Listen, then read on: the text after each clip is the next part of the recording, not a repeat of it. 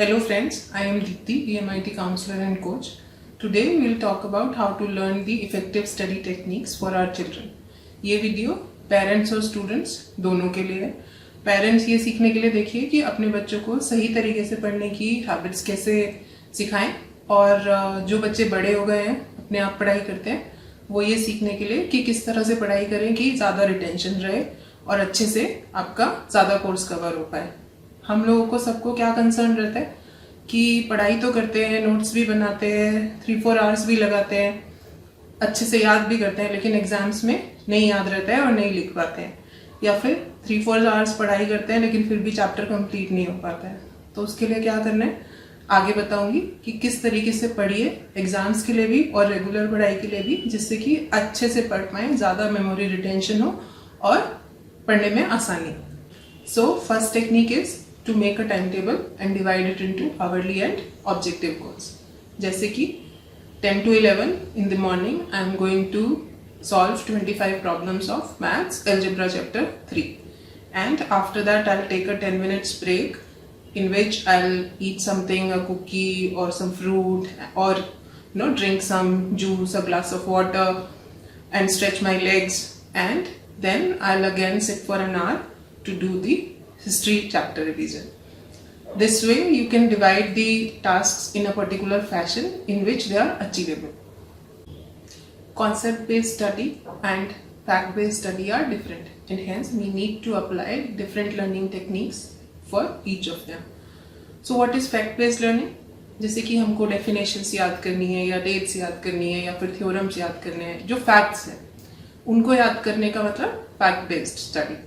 उसको कैसे करना है कि फ्लैश कार्ड्स बनाने हैं. जब भी आप जैसे हिस्ट्री का चैप्टर पढ़ रहे हैं तो उसका पढ़ते पढ़ते फ्लैश कार्ड्स बनाइए, उनको एक ऑर्डर में अरेंज कीजिए और फिर उनको रिवाइज करना है. पहले रोज रिवाइज करना है, उसके बाद ऑल्टरनेट डे रिवाइज करना है, and then you can keep on doing it for at least 2-3 weeks. Once you are confident, then you can lower down the frequency to once in a week, or after that once in 2 weeks, and then once in a month. But for fact based learning, revision is must. You need to keep on revising with your flashcards so that you can retain more. History के chapters को याद करने के लिए एक काम और कर सकते हैं कि आप उनको एक स्टोरी फॉर्म में ड्रॉ कर सकते हैं, और उसके बाद जो डेट्स हैं उनको निमोनिक्स फॉर्म में उन ड्राइंग्स के ऊपर लिख सकते हैं, सो दैट वो आपको डेट्स याद रहे ड्राइंग के हिसाब से और निमोनिक्स के हिसाब से. तो जब ये करेंगे तो हिस्ट्री ज़्यादा रिटेन होगी. अभी कॉन्सेप्ट बेस्ड के बारे में बात करते हैं. कॉन्सेप्ट बेस्ड जब हमको लर्निंग करनी है, जब हमको पढ़ाई करनी है, तो क्या करना है कि पूरा कॉन्सेप्ट पहले एक बार में समझना है. एक एक लाइन के नोट्स नहीं बनाने हैं, एक बार में पूरा पढ़िए, उस कॉन्सेप्ट को समझिए और उसके बाद फिर नोट्स बनाइए. उस नोट्स को आप ड्राइंग की फॉर्म में भी बना सकते हैं, कोई डायग्राम्स उसके साथ डालेंगे तो बाद में नोट्स को पढ़ने में, समझने में, रिवाइज करने में आसानी रहेगी. तो लिखिए भी, डायग्राम्स भी बनाइए, इंपॉर्टेंट पॉइंट्स उसके साथ रखिए, और उसके बाद फिर टैली कीजिए. जब पूरा हो जाए तब फिर बुक से टैली कीजिए कि कुछ चीज़ मिस तो नहीं हो गई है, और उन मिसिंग चीज़ों को भी अपने नोट्स के अंदर ऐड कीजिए. जब ये सब कर लेंगे तो उसके बाद फिर एक रिवीजन करना है और बहुत अच्छे से उसको फिर से समझना है. कॉन्सेप्ट बेस्ड लर्निंग को अच्छे से दिमाग में रिटेन करने के लिए, बेटर मेमोरी रिटेंशन के लिए सबसे अच्छा तरीका ये है कि पहले आप उसको खुद पढ़िए, समझिए अच्छे से, और उसके बाद फिर जिसको नहीं आता है उसको समझाइए. अपने किसी भी फ्रेंड को उस टॉपिक को, उस कॉन्सेप्ट को समझाइए. जब हम किसी दूसरे इंसान को कुछ भी चीज़ समझाते हैं तो हमको उसकी डीपर अंडरस्टैंडिंग होती है, उसके बारे में जो मिसिंग पॉइंट्स होते हैं वो हमको खुद भी और अच्छे तरीके से याद हो जाते हैं.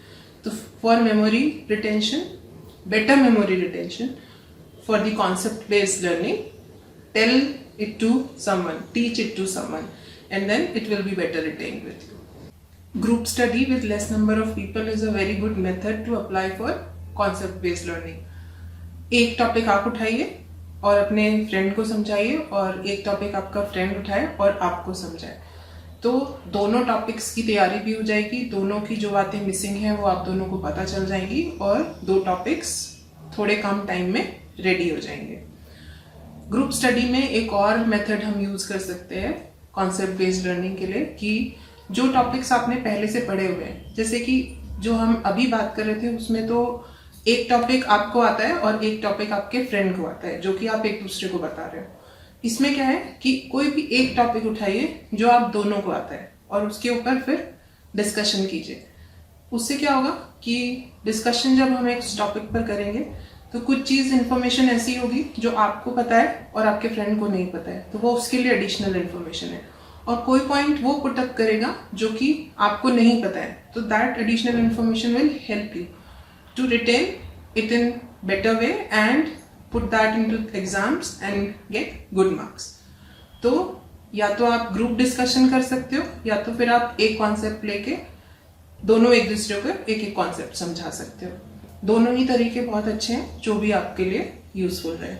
एक और तरीका है जो बहुत अच्छा है अपने आप के लिए, अगर आप अकेले पढ़ रहे हो तो give yourself a snap test. कोई भी चीज आपने सोचिए 1 महीना पहले पढ़ी है, तो अभी कैसे पता लगाएं कि वो हमको अभी कितनी रिटेन्ड है, कितना याद है उसके बारे में। तो उसके पिछले साल के क्वेश्चंस या फिर गूगल पे से कोई क्वेश्चंस उठाइए, कहीं से भी उस टॉपिक से रिलेटेड क्वेश्चंस उठाइए और उनको बिना दोबारा रिवाइज किए, बिना उस कॉन्सेप्ट को दोबारा रिवाइज किए उन क्वेश्चंस का आंसर कीजिए। उससे आपको पता चलेगा कि कितना टॉपिक आपको अभी भी याद है और कितना भूल गए हैं। तो जो मिस हो गया है उसको वापस रिटेन करने के लिए उसकी लिख कर प्रैक्टिस करनी है। 3-4 times practice it while writing it.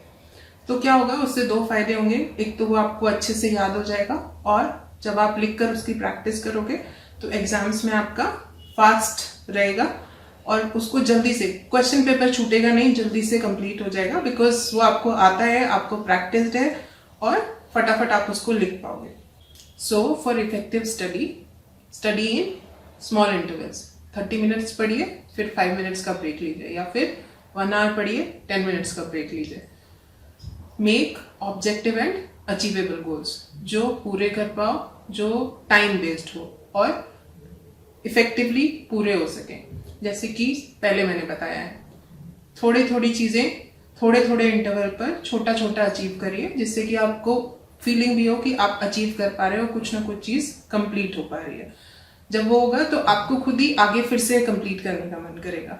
3-4 hours पढ़ते हो फिर भी कंप्लीट नहीं होता है, उसका रीजन यही है कि थोड़ी देर बाद लिथार्जी आने लगती है, थोड़ी देर बाद मन नहीं लगता है, फोकस कम होने लगता है। तो छोटे छोटे इंटरवल्स में करना है और गोल बेस्ड टारगेट्स रखने हैं कि इतनी चीज हमको इतनी देर में कंप्लीट करनी है। ग्रुप स्टडी करनी है कॉन्सेप्ट बेस्ड के लिए, और फ्लैश कार्ड्स बनाने हैं फैक्ट बेस्ड के लिए। अकेले भी पढ़ सकते हैं, अपने आप को स्नैप टेस्ट दे सकते हैं, और भी बहुत सारी स्टडी टेक्निक्स हैं। जब आप ऑर्गेनाइज रहोगे और फैक्ट बेस्ड और कॉन्सेप्ट बेस्ड लर्निंग को उनके स्टाइल में करोगे और गोल ओरिएंटेड पढ़ाई करोगे, तभी आप स्ट्रेस से फ्री रह सकते हो। जो स्टडी स्ट्रेस आजकल सारे स्टूडेंट्स को होता है, उससे फ्री रह सकते हो। उसके ऊपर भी मैंने एक पूरा वीडियो बनाया है, यहीं पर टैग कर रही हूँ, अगर देखना चाहते हैं तो प्लीज देखिए और लोगों के साथ शेयर कीजिए। और भी बहुत सारी स्टडी टेक्निक्स हैं जिनके बारे में हम जान सकते हैं, बातें कर सकते हैं। उसके बारे में और जानने के लिए प्लीज ईमेल कीजिए या फोन कीजिए। आप हम लोग की वेबसाइट पर भी जा सकते हैं www.dishadeepan.com। वहाँ पर भी बहुत सारी इंफॉर्मेशन है जिसके थ्रू आपको हेल्प मिल सकती है, और अगर आप वहाँ पर अपना डिटेल्स छोड़ेंगे तो हम लोग आपको कांटेक्ट कर सकते हैं। तो पढ़ाई कीजिए, अच्छे से कीजिए, खुश रहिए, don't take stress and apply these methods so that they can retain in your mind. Thank you.